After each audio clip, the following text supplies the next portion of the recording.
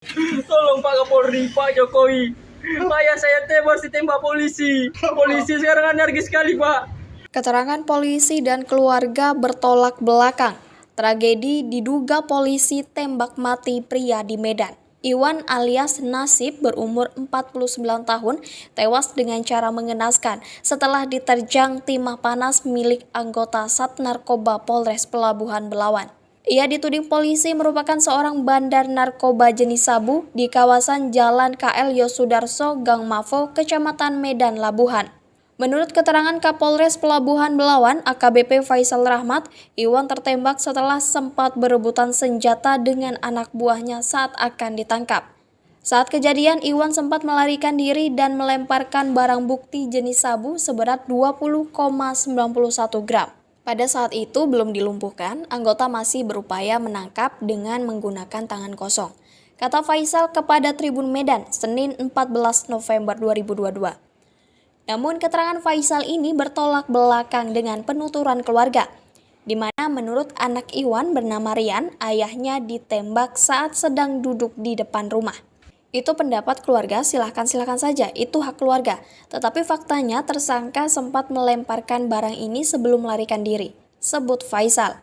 Ia menambahkan di lokasi tersebut memang disinyalir menjadi tempat peredaran narkoba dan pihaknya juga telah menangkap sejumlah pelaku yang merupakan bandar. Di wilayah Mafo itu, sedikitnya kita sudah menangkap 4 orang tersangka narkotika yang semuanya itu dikategorikan sebagai bandar. Jadi tersangka I adalah orang kelima yang kita lakukan penindakan, ujarnya. Diungkapnya saat menangkap ataupun kejadian tertembaknya Iwan, petugas sempat diserang oleh warga sekitar dan meninggalkan pelaku dalam keadaan bersimbah darah. Namun saat ditanyai apakah ada kendaraan yang rusak ataupun petugas yang terluka, ia menyebutkan bahwa anak buahnya tidak ada yang terluka. Nggak ada, anggota langsung menyelamatkan diri, ucapnya.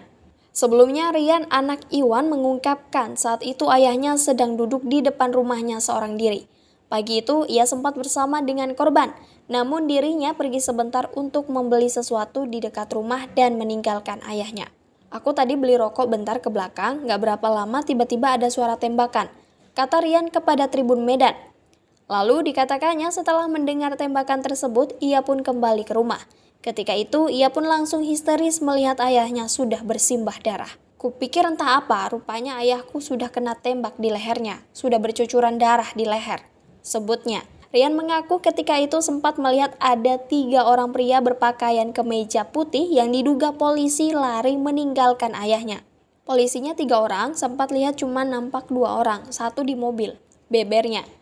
Diungkapkannya menurut informasi yang diterima polisi datang ke lokasi tersebut untuk melakukan penggeledahan terkait kasus narkotika.